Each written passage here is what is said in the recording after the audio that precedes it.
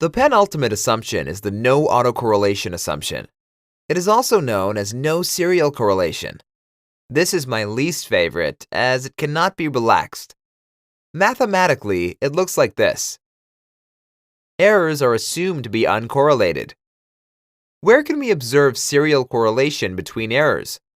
It is highly unlikely to find it in data taken at one moment of time, known as cross-sectional data. However, it is very common in time series data. Think about stock prices. Every day, you have a new quote for the same stock. These new numbers you see have the same underlying asset. Without getting too much into the finance, ideally, you want them to be random or predicted by macro factors, such as GDP, tax rate, political events, and so on. Unfortunately, it is common in underdeveloped markets to see patterns in the stock prices. There is a well-known phenomenon called the day of the week effect.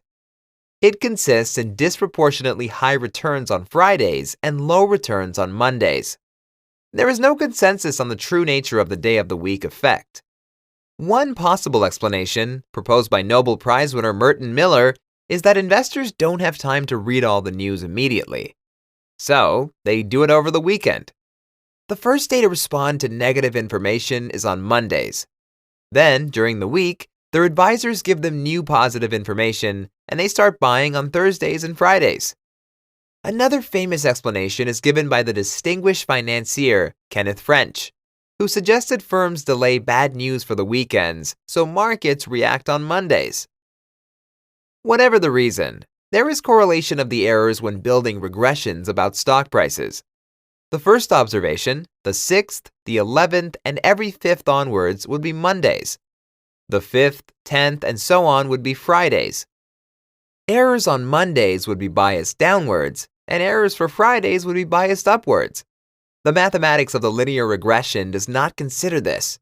It assumes errors should be randomly spread around the regression line. So, how does one detect autocorrelation?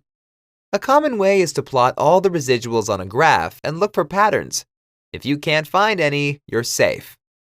Another is the Durbin-Watson test, which you have in the summary for the table provided by stats models. Generally, its values fall between 0 and 4. 2 indicates no autocorrelation, while values below 1 and above 3 are a cause for alarm. But what's the remedy, you may ask? The remedy is, there is no remedy. I told you in the beginning of this lecture, you cannot relax this assumption. The only thing you can do is avoid using a linear regression in such a setting. There are other types of regressions that deal with time series data.